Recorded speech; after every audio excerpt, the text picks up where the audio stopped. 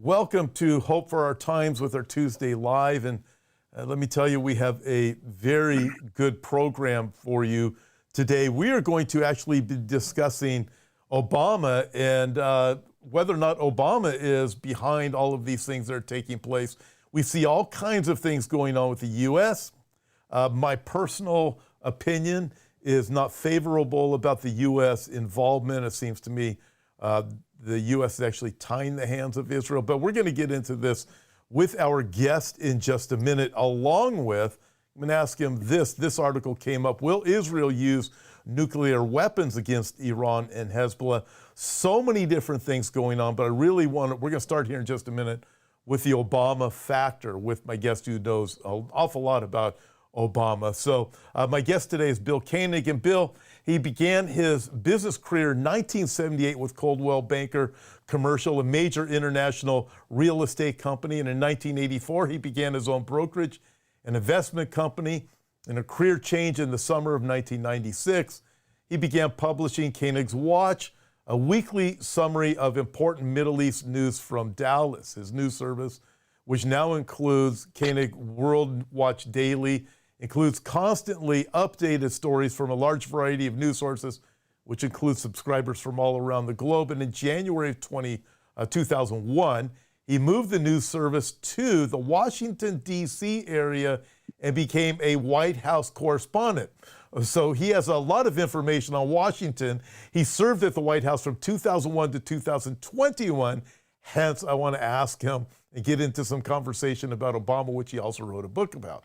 In October of 2001, he co-authored with John McTernan, Israel, the Blessing or the Curse, so many other things. Also, Eye to Eye, he authored Eye to Eye, Facing the Consequences of Dividing Israel. That book is in its 33rd printing, but in July of 2016, here it is, folks, he authored, Revealed Obama's Legacy. So, Bill, we have so much to talk about. Your involvement in Israel, your knowledge of Israel, how many times you've been there. This is going to be a great conversation we're going to have today. Bill, thank you for joining me. And thank you, Tom. And I know you're busy, but wow, we got a lot of ground to cover. So, by the way, we have a cruise coming up. You and I do together. Let's go there. A little bit of happy news before we go to the rest. A prophecy cruise coming up.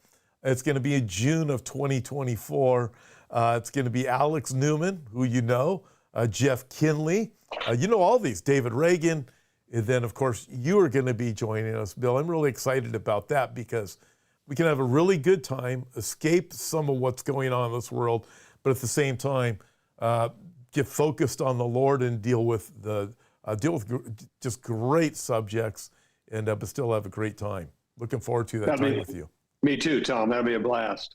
It will be. All right. So let's move on from that, and I want to get to Obama.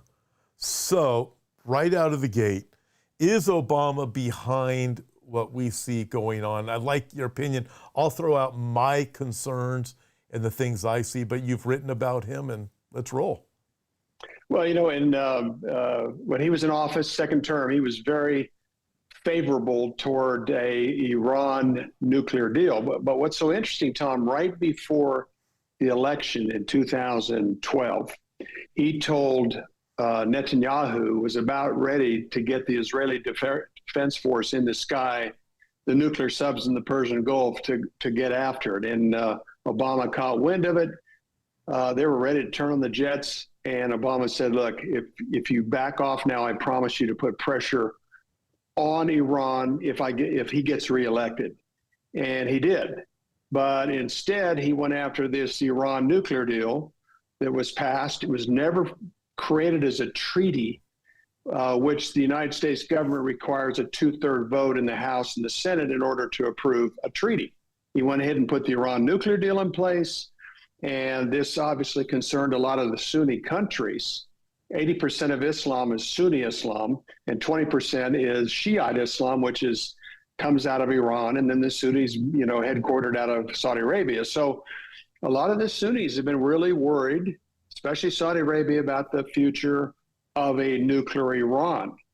So the irony of the whole thing at that time, Tom, it was the saying, Israel's or Obama's enemies in the Middle East did not fear him, or the enemies of the United States in the Middle East did not fear him, and our allies did not trust Obama. And it's the same thing with Biden when you see what he did with Afghanistan.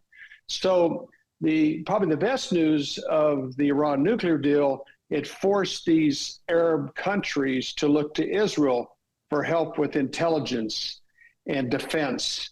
And it really formed a relationship with people were shocked. I have a good friend in the Israeli government said, who had ever thought that we would have this good a relationship of the Arab countries, including Egypt and Jordan, with Israel. And it wouldn't have happened if it wasn't for the Iran nuclear deal. So that's a key thing. That's the prophetic role. Our American presidents have always had a prophetic role, Tom, as you know, of kicking the can down the road prophetically. And that's probably the most significant thing that Obama did, was enhance and empower and put a lot of money in Iran's hands. But at the same time, it created an ally base for Israel and also the United States to a certain extent, especially when Trump was in office, for future prophetic benefit. Mm-hmm. So when I look at Obama and I think of the Iran nuclear deal, did that just expire the other day, the time frame on that? Or yeah, as far as I know, it has. Yeah. So in other words, it's basically whatever happens at this point. Well, they were getting close to cutting a deal last year, and Iranians are master negotiators. I had a friend a Jewish friend that used to work at the Israeli embassy in Washington. He said, you can't out-negotiate an Iranian.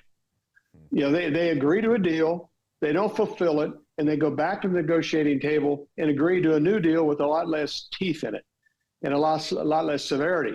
And last year, the international community, led by the United States, and Russia had a very significant broker role early part of last year, thought they were getting close to having a deal with Iran. But typical in Iran's way of doing business, right before the deal was to be signed, they retraded it.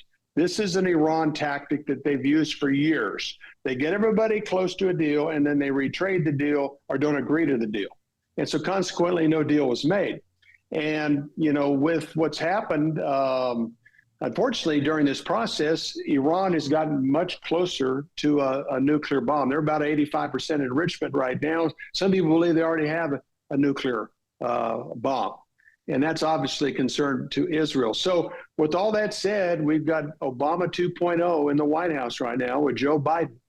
And, we're watching that very carefully. I mean, Biden and Blinken and Austin at the Pentagon have been very bold about Israel's right to defend itself, even moving some aircraft carriers into the Mediterranean, into the region to show a sign of support of Iran. Of the United States against Israel against Iran. Okay, so I see that. Then I watched Caroline Glick the other day, who gave a picture behind. There's one thing that the public has seen, but it looks like Israel's hands are tied. This is out. Biden's demands could delay Israel's ability to win the war quickly, which is significant. I want to get into that as much as we can in a minute. But back to Obama. You were at the White House for a long time, 20 years. Did you ever meet Obama? No. They knew who I was. I talked to Rahm Emanuel a few times. They knew I was, but I never actually shook his hand. But they certainly knew who I was. Yeah, and you wrote a book. Bill wrote a book about Obama.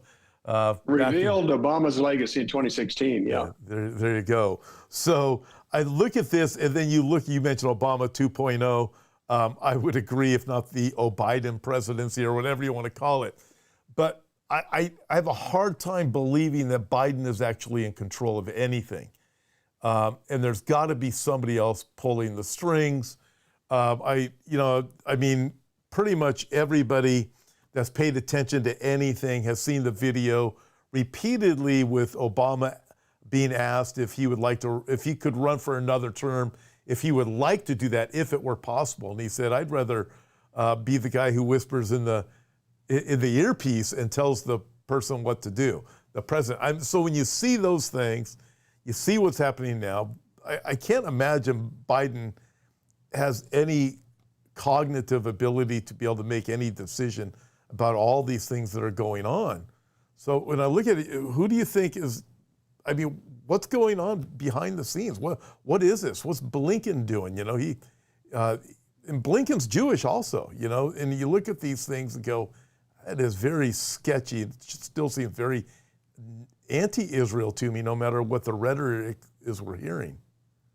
Well, you know, when you look at it, Tom, when, you know, the United States moves the aircraft carriers into, especially the Gerald Ford, quickly outside of Israel, the Mediterranean, and then speak boldly like Biden, Blinken, and Austin, the Pentagon did, they were very, very forthright at Israel's right to defend themselves. And the purpose of that was to send a message to Iran and Hezbollah, don't get involved. I mean, that was the main reason for this movement, is not to where it would not break into a more significant conflict. We've got to remember on September 22nd, Netanyahu was at the United Nations talking about a new peace, a new time for the Middle East. And he was talking about the U.S. brokered Israel-Saudi deal, normalization deal. And even bin Salman, the Saudi leader, was telling the world, this is a new period, this is a new time. So to have both those leaders so enthusiastic and bold at the UN, to 2 weeks later, when we were in Oklahoma City on October 6th, to see what happened, what a contrast from a new day of peace in the Middle East. No one knew for sure what kind of deal that Netanyahu was going to cut with bin Salman, and then to see it go to that extreme is extraordinary. But with all that said, the United States, Biden has said a lot of the right things, but, you know, that's his speechwriters are writing it for him. But our concern, Tom, right now, and even after his speech the other night to the United States, is $105 billion, $60 billion plus to the Ukraine, 15, 16 billion or so to Israel, and then billions of, I think, 4 or 5 billion to the region around Taiwan. So basically, and he was talking boldly about Putin, not trusting him, in some pretty strong language. And I'm going, what is he trying to do? Is he trying to provoke a conflict, a further conflict with Russia and China because of Taiwan, and Iran because of their aspirations in the Middle East? So that's something we watch really carefully. And if this does go into a third world war or some type of very significant conflict, will it move us into the period of time the World Economic Forum that we've been following so closely be able to implement their plan on the trail of this? So that's this is just a very unusual time in so many ways, but the players are all doing something in different degrees. So I think that's what captivates our interest, Tom, is, you know, how far will this go? But we certainly see the acceleration of players taking their final day positions. We do. And I was asked a question the other night, what about do you see the globalists behind this war in Israel? And I said, tell you what I do see absolutely is the globalists will use this to advance their World Economic Forum plan. It will be used. As Rahm Emanuel said, don't let a crisis go to waste. James Madison, one of his famous quotes is, a crisis is the rally cry of the tyrant. So you look at this and it will be used. They have a plan and things will go in a particular direction. And we know that it's not going to be favorable. I want to ask you about the Samson option here in just a second, that Israel, we've heard Israel has thrown around in years past, and they're throwing it around again. But before we go to the Samson option and the possibility of what Iran could do with nukes and Israel, what they could do, Bill, how can people connect with you? Well, thank you, Tom. We put, first of all, our website is watch.org. It's watch.org.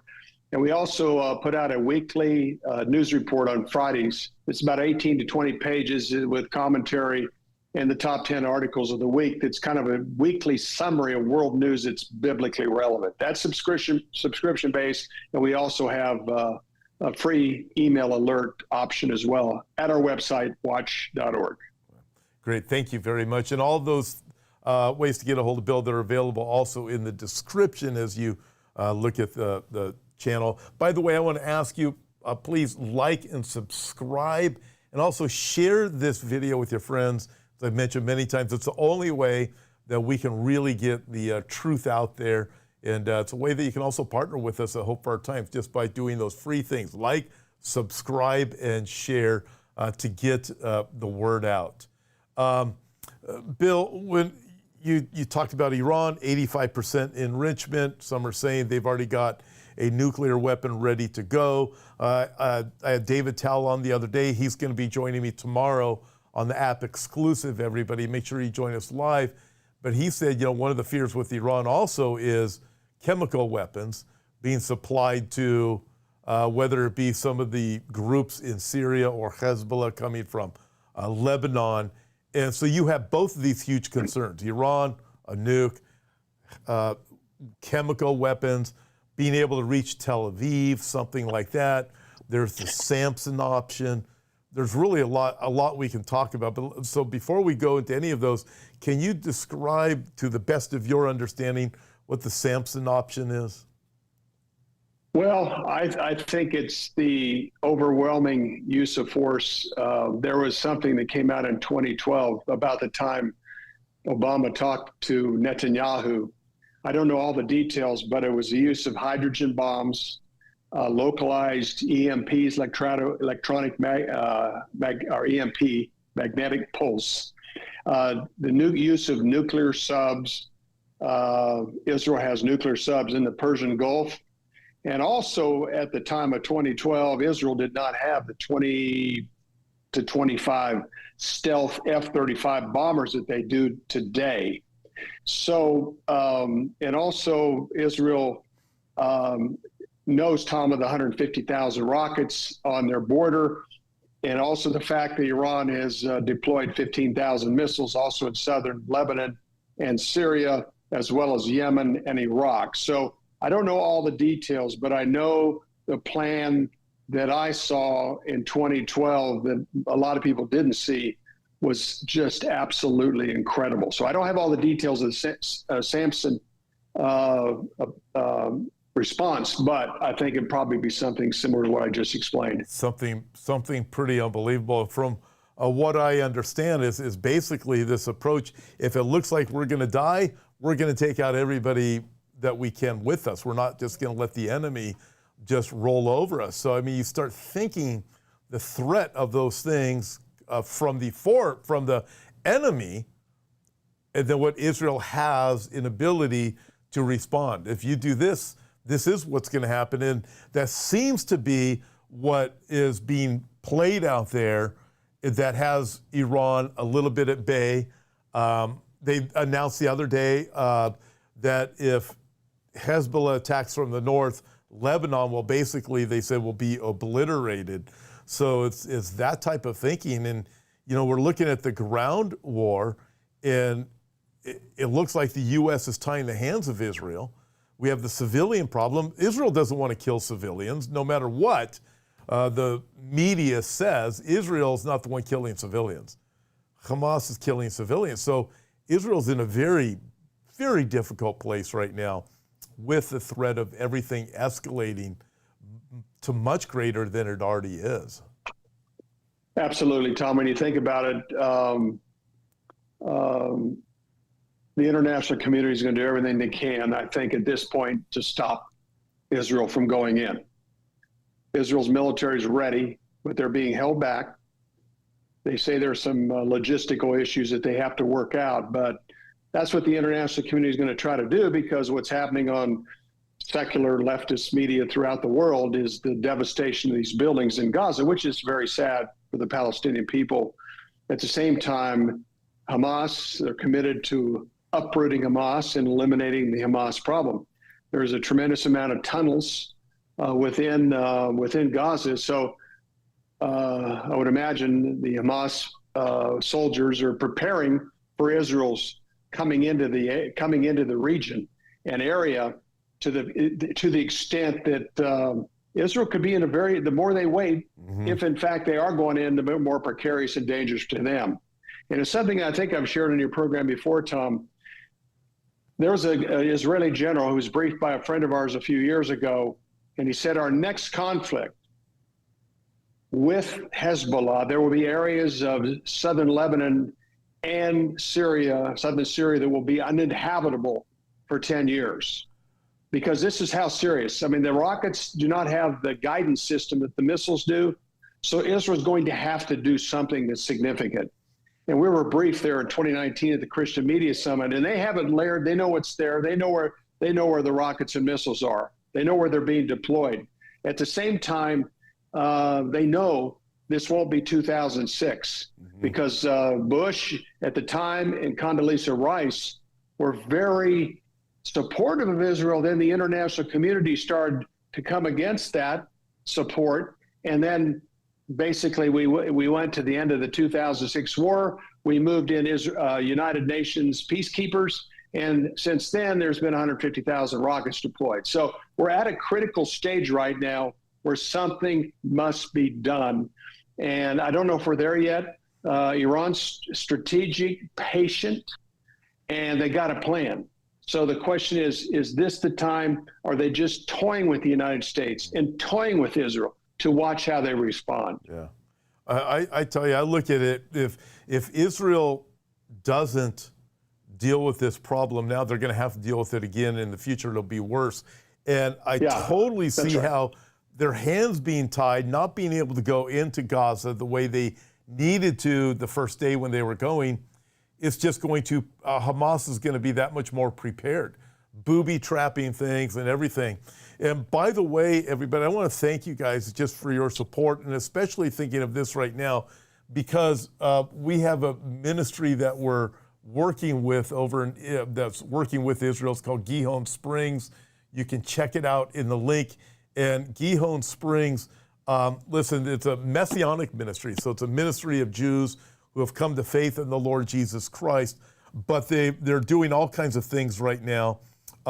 Bulletproof vests they're sending, radios, spotlights, other military equipment, and they're being transported over to Israel. And it's just with your support, listen, I want to encourage you, support however you can.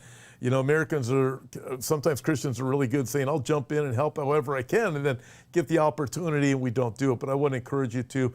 And with Gihon Springs, also they have a ministry within there that they support. It's David Tal's brother, Joel, and it's called Nativa.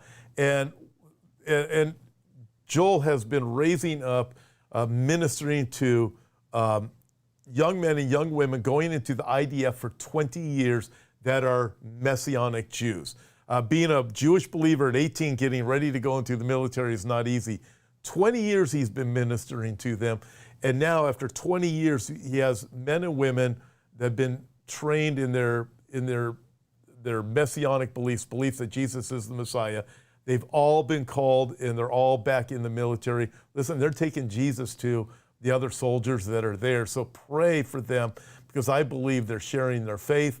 There's going to be people over there afraid. I believe people are going to be coming to faith in Jesus Christ right now that didn't go, that 3 weeks ago were not, but they're fighting this war. But also Nativa does this. They're currently setting up tents and housing and feeding families that lived at the border of Gaza, and now they are displaced. They're also collecting necessities for soldiers such as duct tape, batteries, clothes, even underwear, and so many other things. They don't have anything. They don't have sleeping bags, blankets. So it's Gihon Springs. Everything is connected through there. They just link on it and donate. That none of that comes to Hope for Our Times. That goes directly to them. And so I want to thank you guys just for joining in together. And it's a way that we can say, you know what, we're going to stand by and we're going to do something with what we have. We'll pray for the peace of Jerusalem, but here's a tangible thing, you guys, that we can do. So I want to encourage you to help out. Thanks, Bill, for give me the time to share that. You bet, Tom. Great support. So needed. Let me ask you this. As we look at the battle there, it's brutal, it's ugly, it looks like it's going to get worse. It's really bad. We know that ultimately something's going to come out of it. We know ultimately there's going to be a peace agreement that's not going to be good down the road. We know all that, but we also know ultimately Jesus is coming back, and that's where we keep our hope. But in the meantime, we're watching so much anti-Semitism, and I keep hearing Israel as being accused of being an apartheid state, and that Arabs are treated wrong in Israel, which I've been there not as many times as you. You've been there a lot. I've still been there many times. It's a lie, but people believe it. In what way? I mean, is Israel an apartheid state? That's just ridiculous. Israel wants to be left to live in peace and security. That's it. I mean, they became a state in May of 1948, May 14, and the next day they were attacked by 5 Arab countries, the War of Independence. Then there was a 6-day war. Israel wanting to live in peace and security. Egypt, Syria, Jordan were about to attack them, but Israel hit them first. And then we have the Yom Kippur War. And then we have the 2006 war with Israel and Hezbollah. Israel just wants to live in peace and security and be a productive state. And a majority of the Palestinians would prefer to live in Israel, not in a Palestinian state that unfortunately the Palestinian leadership has a terrible history of corruption. So we feel like we did last time in your program, Tom, we're praying for our Jewish brothers and sisters. We're also praying for the Palestinians who have had horrible leadership and have been inundated with just faulty promises and for a long time. And one other thing, the civil war in 2007, right after Israel moved 8,500 Jews out of 21 settlements in southern Gaza in 2005, in 2007, Hamas and Fatah were in a war in Gaza, and it was brutal. It was a very similar brutality Hamas did against Fatah that Hamas just did against Israel. And Fatah was defeated. So we need to call it what it is. And Israel, again, just wants to live in peace and security. And we also can look at Genesis 15:18. God gave Abraham, Isaac, and Jacob the land from the Euphrates River through about 4 or 5 Arab and Israel as a country to the great river of Egypt to be the covenant land. And Israel's only on a small percentage of that today. So again, Tom, no one has the right to divide the land, conquer the land, or create an Arab state of Judea and Samaria. And those that have over history have paid the consequences. I think of just that in the land of Israel. Israel has never occupied all of the land that God has given them, not even close to that. And you go, the whole argument is just so absurd. When you go to Israel, you realize you're meeting Jews and Arabs all day long. In fact, you can't even tell them apart unless you start talking to them, and they're working together side by side. Most of them just want to get along. To call it an apartheid state is ridiculous. Jews and Arabs can ride the same bus in Israel. You don't have that in an apartheid state. You don't have them working in the hotels together, the restaurants together, or anywhere else together. And the lies are really just unbelievable when you look at what is really going on, and the oppression that the people live in a place like Gaza is just absolutely awful. And I see some of the things that people post. They don't know. They've never been there, yet the things that they post are just really quite disturbing, quite frankly. It is, Tom. It is. Yeah. Let me ask you this. When you look at, I would say, who are the Palestinians as a people group? Well, they are Arabs from the Ottoman Empire. There's never been, back before Israel became a state, it was called Palestine. So you had the Palestinian Jews, or Jews from Palestine, and you also had Arabs from Palestine. And when Israel became a state, they received the name Israel. The refugees, the Palestinians, Arafat refugees that have been in Kuwait and other parts of the Middle East have been forced out of those countries. And they've been put into camps in Jordan, in Syria, in Lebanon. And in many ways, they've been problematic wherever they've been. But the Palestinians have been, with Arafat and then Abbas, have been used to be a thorn in the side of the Jewish state. And when they had all the horrific intifadas and the suicide bombings and things like that, more and more people began to see what they were, the Palestinians, for who they are. And unfortunately, George Bush is the one that created the two-state plan, or the Israel-Palestine living side by side in peace and security. That's something his father, Bill Clinton, would never have done. But in 2001, he was convinced of that by Crown Prince Abdullah, Prince Bandar, the Saudi ambassador to the U.S., and Colin Powell, that this was a way to appease Crown Prince Abdullah, who was concerned that Bush was more pro-Israel than he was a moderate force between the Israelis and the Arabs.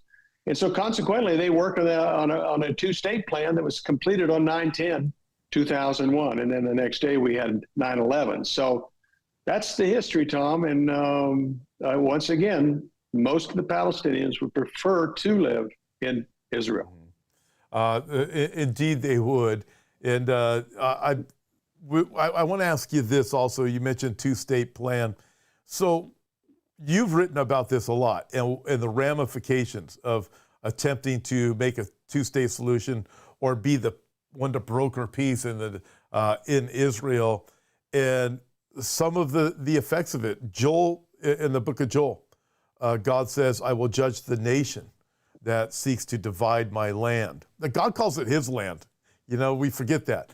I will judge the nation that does that. Zechariah chapter 12, all the world will be gathered against Jerusalem. And man, we can see that happening rather rapidly. Genesis chapter 12, verse 3, I'll bless those who bless thee, I'll curse those who curse thee.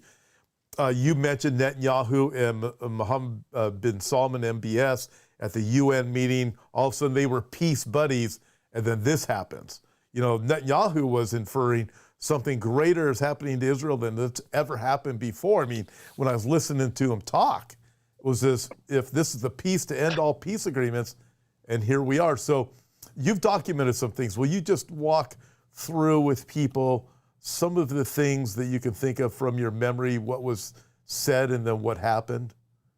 I'll give you a couple of them, Tom. I mean, the first one was the perfect storm in October of 1991. Some of us remember that. And what happened, George Bush was in Madrid, Spain, sponsoring the Land for Peace conference. At the time, he was calling on Israel to give back the land Israel obtained in the Six-Day War. 30-foot waves were crashing into his home in Kennebunkport, Maine. That was a perfect storm. As he's speaking about Israel giving up this land, at the very moment, it was 30-foot waves were crashing into his home in Maine. I just mentioned 17 days before 9/11/2001, the World Trade Center bombing and accidents, terror events, and also the Pentagon. Bush had worked around the clock with Crown Prince Abdullah, Bandar, and Colin Powell on what was going to be a comprehensive address that he was going to give to the UN. And he was going to call for an Arab state in Judea and Samaria, the dividing of Jerusalem, the fulfillment of UN resolutions. They finished the work on 9/10, and then 9/11 happened. Bandar said he went from one of the most happy men on the planet because of what had just been accomplished to being totally horrified by the fact the next day 15 of the 19 terrorists that banged into those buildings were Saudis. And then August 2005, 9,500 Jews, the Sharon Bush plan, were forced from their home in 20, I think maybe as many as 24 communities in southern Gaza and 4 in Samaria. They finished the work, and within a few hours, Bush picked up the phone as soon as the work was done and complimented Ariel Sharon for making such a courageous decision and a difficult decision. And within a few hours, tropical depression developed into Tropical Storm Katrina, then Katrina. And we've had event after event like that, 126 in my book, Eye to Eye. And then we have about another 14, 15 on our website at watch.org, Tom. So the greater the pressure on Israel to divide their covenant land, the greater the catastrophe. And here on September 22nd, and there were some rumors that Netanyahu might have cut a deal with the Saudis and bin Salman on some more involvement in the Temple Mount there in Jerusalem, at the Western Wall and the Temple Mount, and the possibility he was going to agree to give up some land. But the big concern was who was going to have total control, or at least partial control over the Temple Mount. So, I mean, literally, he was complimentary. He said, bin Salman, he says, we're getting close to a very historical moment for our countries, for the Middle East. And then literally, Tom, 2 weeks and a day later, the October 6th catastrophe happened with Hamas, and it's changed dramatically. I mean, we have gone from talking about Middle East peace to, will there ever be peace? It has changed dramatically. I want to ask you what you see coming. I'm going to ask you this in just a second, but first of all, I just want to point this out. When I look at the Biden administration, you can go back to Trump. We had the Abraham Accords, and then you've even pointed out what started to go wrong immediately after that, and people can find that on your website too. Absolutely. It's worth going and checking out, everybody. In fact, can you real briefly summarize it? Because it's worth, I mean, the United States has been a decline for a long time, and we have been really, I would say, especially with the Biden administration, anti-Israel, and Obama administration, but real briefly after Abraham Accords. Yeah, well, there was two things that happened, and they really, I think, had extremely significant political consequences. On January 28, 2020, Trump came out with his much-awaited peace to prosperity plan between Israel and the Palestinians. And it was going to call for 70-80% of Judea and Samaria to be given to the Palestinians. What was different, he also had a map. I talked to a couple of his officials in his government, and I said, this is a two-state plan. This is giving up land. He said, well, they never really thought the Palestinians would agree to the deal anyhow, so it's kind of a moot point. Well, January 28, 2020, that afternoon, Peter Navarro, advisor to the president, said, we have a major problem coming with coronavirus. Fauci laughed him off. Azar, the health secretary, and Mulvaney, the chief of staff, just kind of laughed at him and said, it's not going to be a big deal. Well, Navarro was furious, so the next day he put a memo together for the president, the White House, and the national security staff saying, we're going to lose 1 million lives. It's going to cost $3.5 trillion unless we take this coronavirus problem serious. Close the border to China and get ready. At that time, there was only 34, maybe 40 or 50 cases we knew about in the United States, coronavirus cases. And I wrote a commentary, Life in America, before January 28, before this plan was delivered, and Life in America after. And Tom, when I speak to audiences, I always emphasize that President Trump did more for Israel than all our presidents combined. Moved the embassy from Tel Aviv to Jerusalem, Israel's sovereign rights to the Golan Heights, got out of the Iran nuke deal, on and on. But he came up with his own plan, and things dramatically changed for him after that plan was delivered. And then on September 15th, at the White House, you have Netanyahu, Trump, and the leader of Bahrain and the leader of the Emirates. At that time, you have this massive hurricane named Sally that's developing. You have the signing at the White House, and then in the corner is this big hurricane that's coming toward the U.S. at the time of the signing. One of my readers wrote me and says, do you realize that Sally is a derivative of Sarah? So in other words, Hurricane Sarah was about to slam into our southern Gulf Coast as the Abraham Accords was being signed, and it came ashore that night and was on news the next day when Kushner was telling everybody about his plan, and then the corner was Hurricane Sally/Sarah. The Lord emphasized that the land of Israel is for Abraham, Isaac, and Jacob, Sarah, and their descendants, not Hagar and Ishmael. That was an emphasis, Tom. I mean, that hurricane could have been called anything, any other name, but it was another example. And then 72 hours later, Israel went into a 3-week lockdown because of coronavirus during Rosh Hashanah, Yom Kippur, and Sukkot, the Feast of Tabernacles. Israel was in a lockdown after that signing by Netanyahu. Wow. I mean, you put all of these things together, and for anybody who studies the Bible, it's understanding why Israel is important. Israel is the apple of God's eye, and that is forgotten. So many churches just completely write it off, don't even pay any attention to these things. But all of the attention of the world right now is on Israel, and Jerusalem really is the focal point of all the different things that we are seeing take place. Bill, you mentioned this a little bit at the beginning, but I think I just want to reiterate it.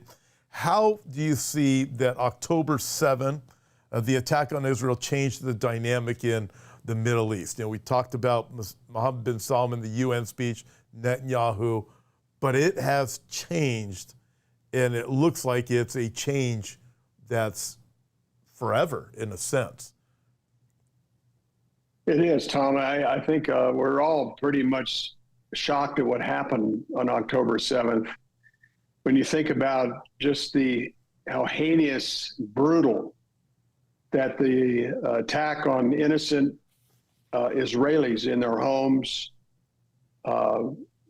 concerts, synagogues, was beyond comprehension. Even in the people that have seen the video, now it's being spread around the world. So because the media is just kind of downplayed, it's like it's no big deal, but they're playing it. It's horrific. This crossed the line because I remember in the years when a Israeli family was attacked or killed or slaughtered in their home, it would get at the very gut. I remember the Fogel family from Itamar, Israel, years ago, when there was a brutal movement into their home and killing the entire family. And it was just like a gut punch to Israelis. It was so brutal, as well as Christian supporters and Jewish people from around the world, and even many others. Just the brutality. But this case, Tom, is not one family. This is many families. And the brutality is one person after another after another. This has crossed the line. And the question now is Israel going to go in and do what they can to take Hamas out? Will Hezbollah and Iran get involved? I don't know if the timing is right for them. But once again, this tiny little country has the focus of the world. We have leaders from Europe coming there, Macron, the British Prime Minister, our Prime Minister of the Netherlands, people from all over the world, EU officials, US officials are coming to Israel to show their support, and they're being appalled by what has happened. So the question right now, we're seeing these final day players kind of take their position.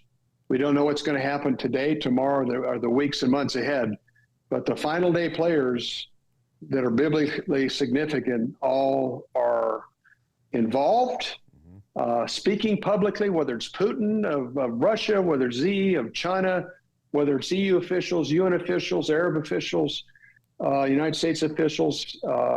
A lot of people are talking about it, Tom. It's got the world's interest. It does. Because of this brutality. It sure does. And because of the war also, the leaders of the world, Bill, are going to ask this question: what are we going to do about this problem, Israel? And it will eventually lead to this covenant of Antichrist. It's all moving. I look at it, everything is moving. God is moving his prophetic calendar along. When I think of the 70 weeks of Daniel, people forget the first part of Daniel chapter 9, verse 24, where that's mentioned. God says through the angel to Daniel, this is what the 70 weeks are for your holy people, for your holy city and your people, the Jerusalem and the Jews, is to put an end to transgression, an end of sin, to bring in all righteousness, seal up vision and prophecy, and to anoint the most holy. God is determined. In fact, it says 70 weeks are determined. God is already determined it's going to come about.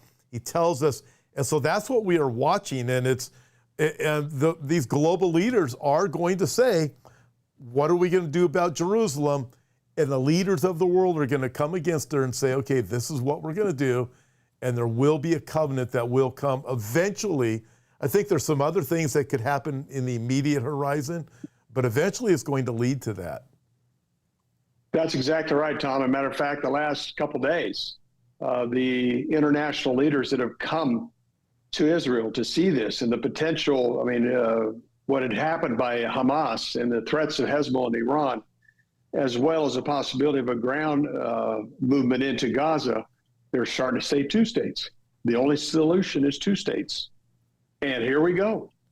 Here we go. Leading up to that covenant of Daniel. Wow. And just like you're saying, Tom, that's what they're talking about. Emphasizing now that, gosh, we really don't have a solution. But the two-state plan, we need to go in that direction. You know what else I see the possibility of happening? The U.S. being enough involved to be able to really tie the hands of Israel, even for the future, saying, we did this for you, you will enter into this agreement, whatever it may be. So, I mean, everything you can, we know what the end has to be. We don't know exactly how it's going to get there, but it is going to get there. Bill, I would love to have you on longer, but you've already taken more time than I originally promised you. But there are people I'm reading in the chat, they're asking about your books. They can get your books on Bill's website. I don't have them at our store yet. We will next time. But you can get them on Bill's website, watch.org, and you can check out all the various things he has, plus the updates that are daily, which I go to. They're terrific. And the many other articles he has, plus the eye to eye, where he talked about when a decision is made against Israel, what happens. So many wonderful things. Bill, you have anything else you'd like to close everybody out with? Well, thanks, Tom. I just think we need to continue to pray, as we did on your last program, for the Palestinian people, and especially our brothers and sisters that we are so close to in Israel, the Jewish brothers and sisters, that they will come to know that their only hope is our Messiah, Yeshua. And that this is the time the Bible spoke of. Yeshua was spoke of in the Old Testament, the Tanakh. And he also spoke of the days such as this in Matthew 24 and other scriptures. We are living in the time that the Jewish prophet spoke of and that our Messiah, Jesus, spoke of. And we need to continue to pray for the peace of Jerusalem and for the people in Israel, Jews and Palestinians who are in harm's way, that they will come to know that their only hope is in Yeshua. Amen. In fact, we should pray before we check out, but I want to say this again, also a reminder, everybody. You'll see the link for Gihon Springs. Check it out. There are people just partnering with them and donating to them. They're getting clothes for the troops. They're getting things, tents, even things as simple as underwear, bags to hold water, like a bladder to hold water, like think of canteen, all these different type of things, even some bullets too. So they're doing everything that they can to help the troops out because, listen, it's just about getting together and saying, what can I do? This is something simple we can do along with prayer. Bill, do you want to close this in prayer? Sure. Thank you, Tom. Heavenly Father, we are honored and privileged to be living in this day, Lord. You loved us so much that 27% of our Bible, Lord, is about prophecy in the final days. And we're so blessed to be the part of the church that fully understands Genesis to Revelation is your word. And we literally, Lord, are living in the final days. Your time clock is Jerusalem, and the world's only hope at a time such as this is Jesus, our Lord and Savior. And Lord, I pray again for the Palestinian and the Israeli people and people from around the world right now that are seeking and searching for hope in their lives. And to remind them, Lord, that their only hope is our Messiah, Jesus Christ. And I pray this in his name. Amen. Amen. Amen. Thank you so much, Bill. Thank you, everybody, for joining us. I wanted to get into Psalm 83 a little bit with you. I know you're really close to Bill Salas. I just had him on the other day, too. But another time, Bill, thank you so much. And you can join us again in the Bahamas because we kind of need an escape from some of these things. And we still will have an opportunity to be able to meet all of the wonderful speakers that are going to be with me, some of the best in the world. And so you can check that out, too. Thank you, everybody, for joining us. Thank you, Bill, for taking time away from your busy schedule. Please thank your wife for allowing you to spend time with us all.